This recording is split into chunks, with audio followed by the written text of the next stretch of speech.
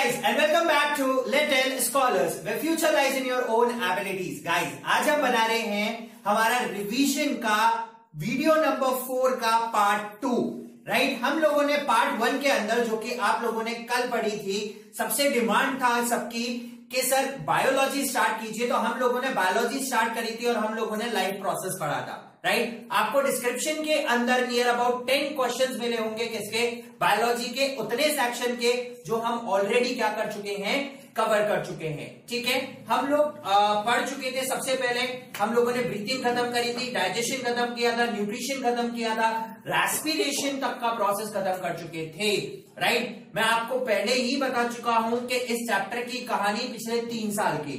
एक बार वापस से रिमाइंड करा देता हूं कि पिछले 3 सालों में इस चैप्टर से सिर्फ और सिर्फ एक क्वेश्चन आया है, वो भी 2018 के अंदर 5 नंबर का एक क्वेश्चन आया था, जिसमें एक पार्ट में तो ब्लड के बारे में पूछा गया था और पार्ट के अंदर एक्सक्रीटरी सिस्टम यानी कि नेफ्रॉन के बारे में पूछा गया था. तो इस साल हो सकता है इस चैप्टर को कुछ इंपॉर्टेंस दी जाए और रिप्रोडक्शन वाले चैप्टर की इंपॉर्टेंस को रिड्यूस किया जाए. तो अगर इंपॉर्टेंस इंक्रीज करेंगे तो क्वेश्चन आने के सबसे ज्यादा चांसेस है डाइजेस्टिव सिस्टम के ऊपर. ठीक है, क्योंकि 3 सालों में डाइजेस्टिव सिस्टम के बारे में किसी भी तरीके की कोई बात नहीं करी है सीबीएसई ने. तो हो सकता है कि इस साल डाइजेस्टिव सिस्टम पे इंपॉर्टेंस दें.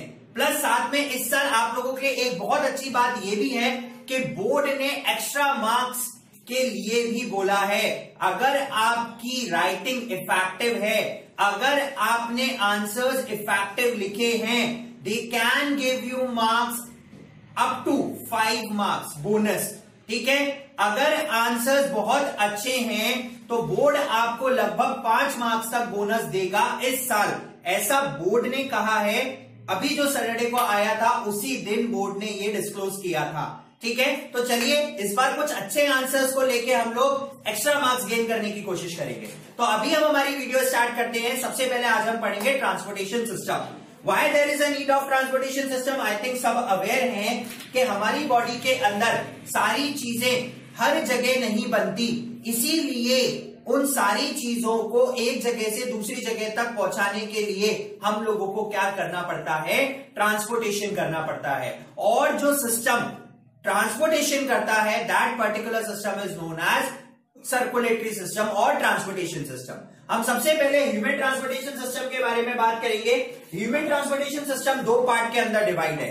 पहला पार्ट जो कि ब्लड सर्कुलेटरी सिस्टम है, दूसरा पार्ट जो कि लिम्फेटिक सिस्टम है. इसमें आपके लिए ब्लड सर्कुलेटरी सिस्टम काफी ज्यादा इंपॉर्टेंट है in comparison to that of lymphatic system. ठीक है, चलिए सबसे पहले मैं बात करता हूं व्हाट एक्चुअली इज ब्लड. वही खून जो हमारी नसों में बह रहा है, ठीक है ना, वही खून जो रेड कलर का होता है, वही ब्लड जो एक जगह से दूसरी जगह तक हर चीज को ट्रांसपोर्टेशन करने के काम में आता है.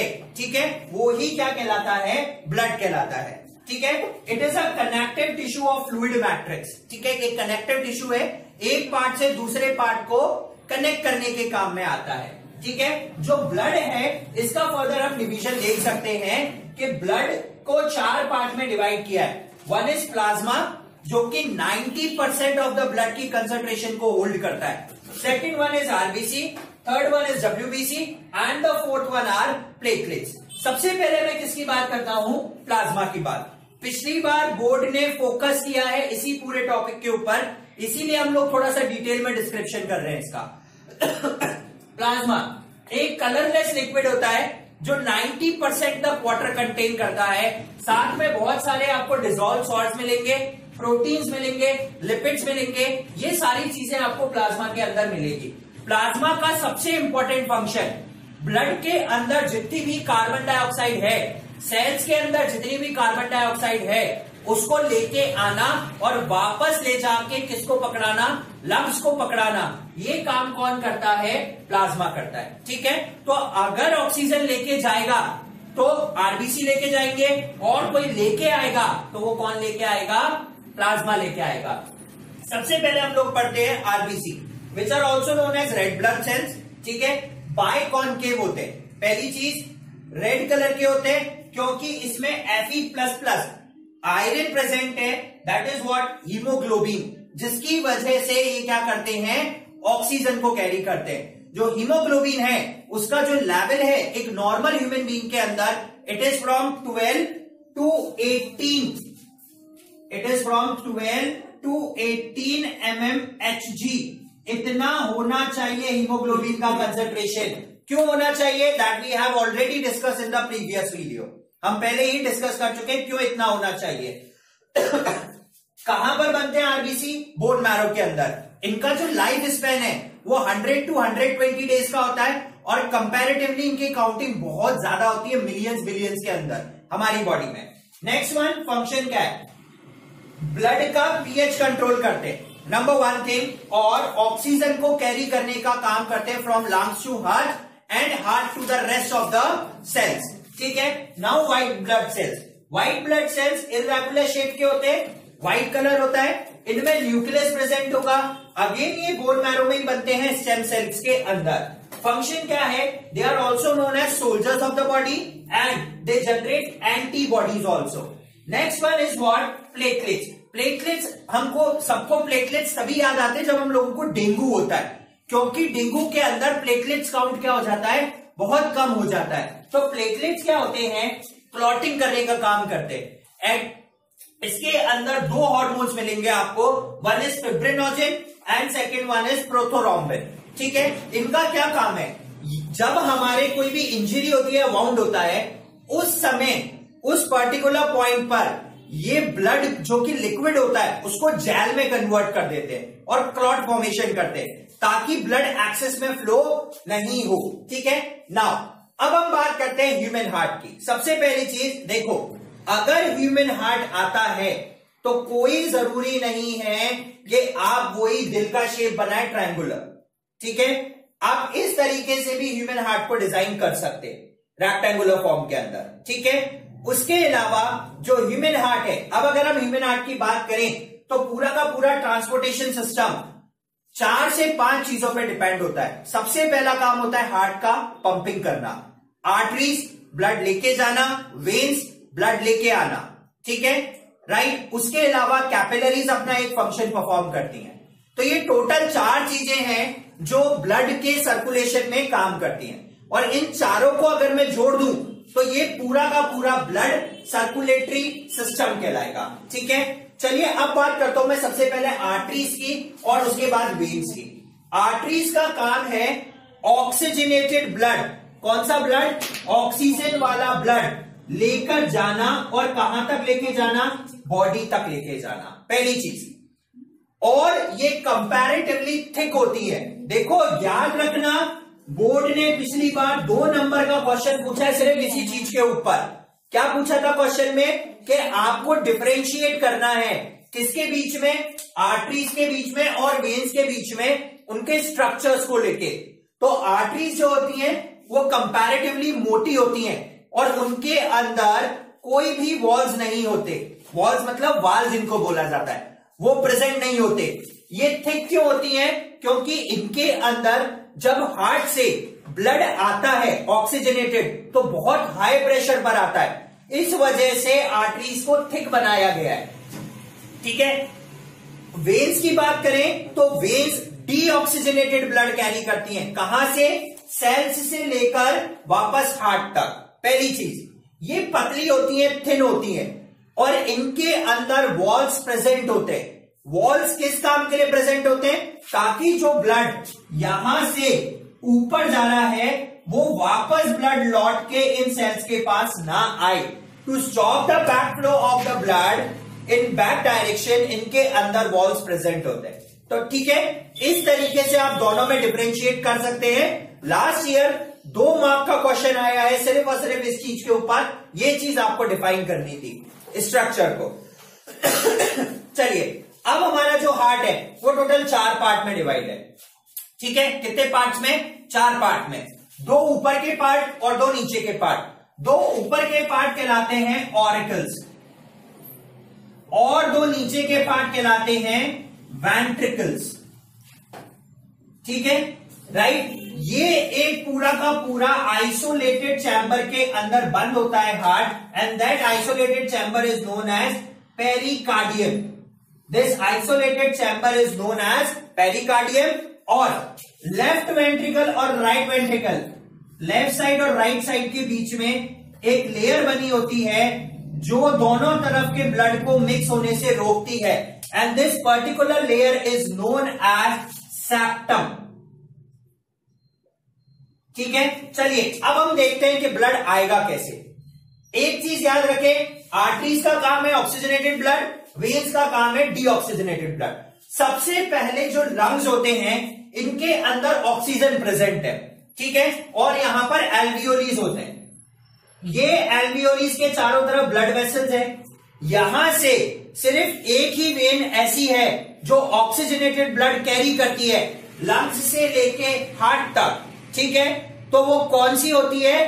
That is pulmonary vein. Pulmonary vein oxygenated blood लाएगी और सबसे पहले लाके लेफ्ट साइड में ऑक्सीजनेटेड ब्लड डालेगी, ठीक है। तो हमारा ऐसा मानना है कि कोई भी चीज लेफ्ट में हो बट वो होती हमेशा राइट है। तो आप ऐसे याद रखें कि ह्यूमन हार्ट के अंदर सबसे पहले जो प्योर ब्लड होगा, जो ऑक्सीजन कैरी करेगा, वो सबसे पहले लेफ्ट साइड में आएगा। तो चाहे हो लेफ्ट में, लेकिन हमेशा होता क्या है? राइट होता है, ठीक है, ऐसे याद रखें। तो सबसे पहले लेफ्ट ऑरिकल में ब्लड आया, लेफ्ट ऑरिकल से वो पंप होके कहां गया? लेफ्ट वेंट्रिकल के अंदर। तो पल्मोनरी आर्टरी लंग से ब्लड लाती है ऑक्सीजनेटेड, लेफ्ट ऑरिकल में डाला, लेफ्ट ऑरिकल ने लेफ्ट वेंट्रिकल में, यहां पे वॉल्स प्रेजेंट है। जैसे ही ब्लड सारा यहां आएगा, ठीक है, जैसे ही सारा ब्लड यहां आया, ये वॉल ऑटोमेटिकली क्या हो जाएगा? क्लोज हो जाएगा, ताकि ब्लड वापस से बैक डायरेक्शन में ना जा सके, क्योंकि बहुत हाई पंपिंग होती है, ठीक है। अब उसके बाद ये लेफ्ट वेंट्रिकल से सीधा पहुंचा किसके अंदर? मेन आर्टरी, जिसको हम बोलते हैं अओर्टा, और यहां से सारी की सारी आर्टरीज कनेक्टेड होती हैं, ठीक है। ये सारी आर्टरीज ब्लड लेके गई और इन्होंने ले जाके पकड़ाया किसको? कैपिलरीज को। किसको पकड़ाया? कैपिलरीज को। कैपिलरीज ने ये ब्लड दिया सेल्स को, सेल्स ने सारा काम किया, एनर्जी ली और वापस से डीऑक्सीजनेटेड ब्लड कैपिलरीज को दिया। कैपिलरीज ने वापस पकड़ाया डीऑक्सीजनेटेड ब्लड किसको? वेन्स को। वेन्स लेके गई डीऑक्सीजनेटेड ब्लड और इन्होंने ले जाकर किसमें डाल दिया? राइट ऑरिकल में, ठीक है। कहां पर आ गया ये? राइट ऑरिकल के अंदर। राइट ऑरिकल ने उसको पंप किया, वो सीधा पहुंचा लेफ्ट वेंट्रिकल में। लेफ्ट वेंट्रिकल ने उसको अगेन पंप किया और ये पंप करके कहां पहुंच गया? लंग्स के अंदर। बट ये जो ब्लड था, it carries what? Carbon dioxide. तो इसीलिए वेन्स जो थी वो सारी की सारी क्या लेके आई? कार्बन डाइऑक्साइड रिच ब्लड, ठीक है। और जो पल्मोनरी आर्टरी है वो लेफ्ट वेंट्रिकल से लंग्स तक क्या लेके जाती है? Carbon dioxide blood, means deoxygenated blood. यानी कि एक आर्टरी ऐसी है जो डीऑक्सीजनेटेड ब्लड कैरी करती है और एक वेन ऐसी है जो ऑक्सीजनेटेड ब्लड कैरी करती है, ठीक है, राइट। अब देखिए, ये जो ब्लड था ये हमारे हार्ट के अंदर 2 बार आया। कितनी बार? 2 बार। हो सकता है इस साल डबल सर्कुलेशन पे क्वेश्चन आ जाए। कितनी बार आ रहा है? 2 बार। एक बार लंग से जो हार्ट आया, ब्लड आया, उसमें ऑक्सीजन थी, हार्ट में आया, बॉडी में ट्रांसफर, बॉडी से वापस से दूसरी बार डीऑक्सीजनेटेड ब्लड हार्ट के राइट साइड में आया। तो एक ही सिंगल ब्लड हमारी बॉडी में कितनी बार आता है? 2 बार आता है। And this particular circulation of blood is known as double circulation. क्या कहलाता है ये? डबल सर्कुलेशन कहलाता है, ठीक है। तो ब्लड का, एक ही सिंगल ब्लड का हार्ट से 2 बार जाना, कितनी बार जाना? 2 बार पास होना, that is known as double circulation, ठीक है। अब देखिए, एक बार तो हार्ट क्या करेगा? कॉन्ट्रैक्ट होगा। कॉन्ट्रैक्ट मीन्स वो बहुत तेजी से धड़केगा और हाई प्रेशर के ऊपर यहां से ब्लड ट्रैवल होगा पूरी बॉडी के अंदर, ठीक है, right. This high pressure is known as blood pressure. This is also known as systole. तो जब ब्लड कॉन्ट्रैक्ट होता है तो वो बहुत ज्यादा प्रेशर लगाता है और यहां से ब्लड पूरी बॉडी में ट्रैवल होकर जाता है। किसके थ्रू? आर्टरीज के थ्रू। उसके बाद ब्लड वापस, हार्ट वापस से रिलैक्स होगा। जैसे ही हार्ट रिलैक्स हुआ, ये ब्लड सारा का सारा वेन्स के थ्रू वापस कहां पे आ जाता है, हार्ट के अंदर। यानी कि this complete contraction and relaxation is known as heart beat. यानी कि जब हमारा दिल धड़कता है, ठीक है, तो एक बार तो कॉन्ट्रैक्ट होगा, तो बहुत तेज प्रेशर अप्लाई करेगा और ब्लड पूरी बॉडी में जाएगा, और एक बार वो रिलैक्स होगा तब ब्लड पूरी हार्ट में वापस आ जाएगा और वहां से लंग्स के अंदर पहुंच जाएगा।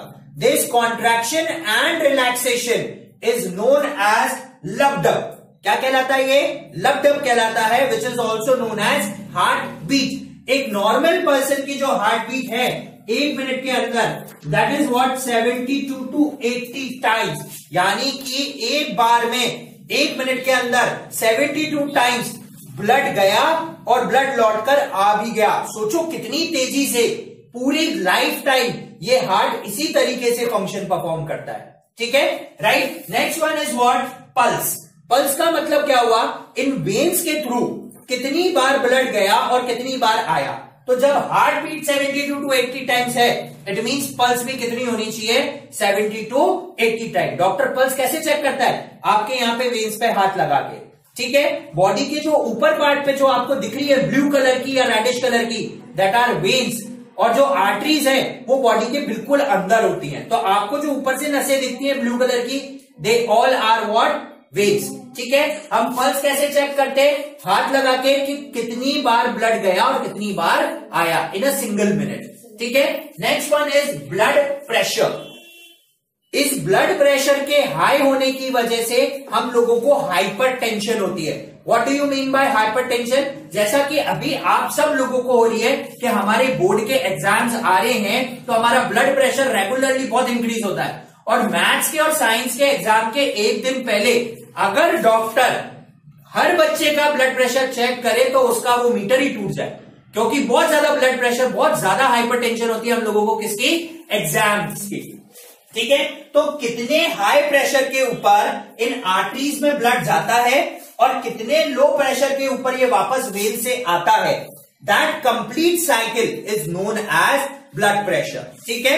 Minimum pressure is 80 mm Hg and the maximum pressure is 120 mm Hg, ठीक है। 80 से कम होना भी प्रॉब्लम है और 120 से ज्यादा होना भी प्रॉब्लम है। 80 से कम होगा तो प्रॉपर ब्लड हार्ट तक नहीं पहुंचेगा वापस घूम के, और अगर 120 से ज्यादा होगा तो वो ब्लड बहुत तेजी से हमारी बॉडी में सर्कुलेट होगा and it generates a lot of amount of heat. इस वजह से हम लोगों को बहुत सारी बीमारी होने के चांसेस भी हो सकते हैं, ठीक है। तो राइट, ब्लड प्रेशर बहुत ज्यादा प्रॉब्लम है, और इस समय 10th क्लास 12th क्लास के बच्चों का जो ब्लड प्रेशर है वो काफी ज्यादा तेजी से पल्सेट हो रहा है, ठीक है ना, बहुत ज्यादा हीटअप हो रहा है। अगर गर्म पानी की बाल्टी रख दूं उसके ऊपर ठंडे पानी की, 5 मिनट के अंदर गर्म होके पानी उबलने लग जाएगा, स्टीम में क्रिएट हो जाएगा, इतना ज्यादा हाई प्रेशर है उनकी बॉडी के अंदर, ठीक है। तो this is what the complete transportation system of human beings. अब हम लोग बात करते हैं एक्सक्रीशन की। हम लोगों ने खाना खा लिया, रेस्पिरेशन करके एनर्जी ले ली, ट्रांसपोर्टेशन कर दिया, गंदगी वापस से लेके आ गए।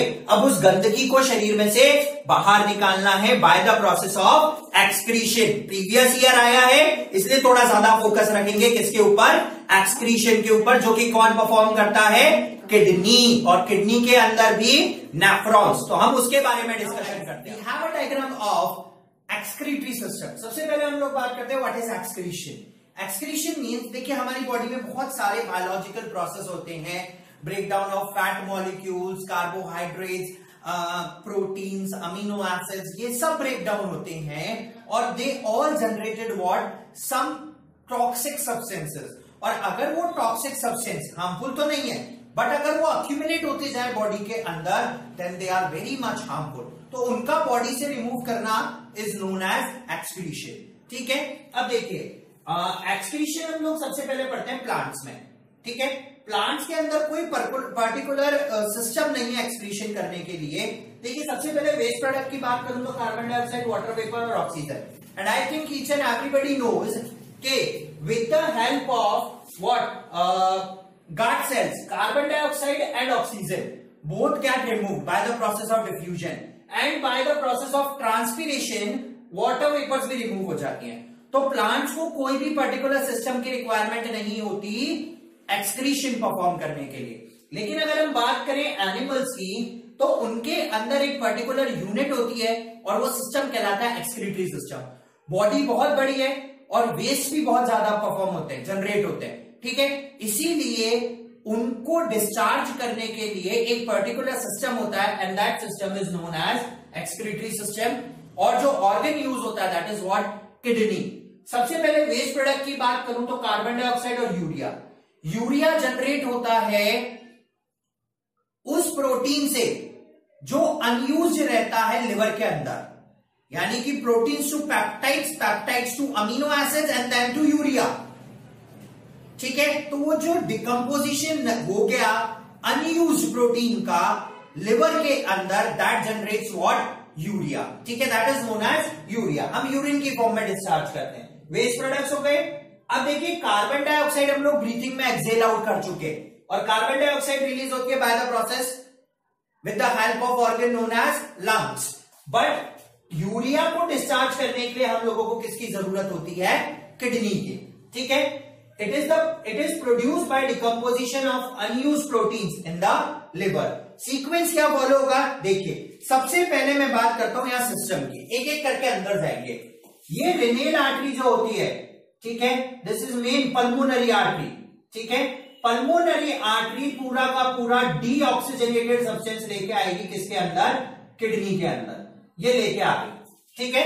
डीऑक्सीजनेटेड सब्सटेंस यानी कि गंदा ब्लड जो कौन लेके आता है, रेनेल आर्टरी लेके आती है, पल्मोनरी आर्टरी लेके आती है। रेनेल आर्टरी बोल देते हैं हम उसको, पल्मोनरी आर्टरी तो लंग्स तक लेके जाती है। तो रेनेल आर्टरी लेके आई और इसने किडनी को पकड़ा दिया। तो सबसे पहले रेनेल आर्टरी देन किडनी। किडनी के अंदर one unit, remember the name, that is what, nephron, NEPHRON। Last year board में क्वेश्चन है इसके ऊपर। तो किडनी के अंदर होता है नेफ्रॉन, ठीक है। और नेफ्रॉन फर्दर दो पार्ट में डिवाइडेड है, one is what, Bowman's capsule and another one is tubal.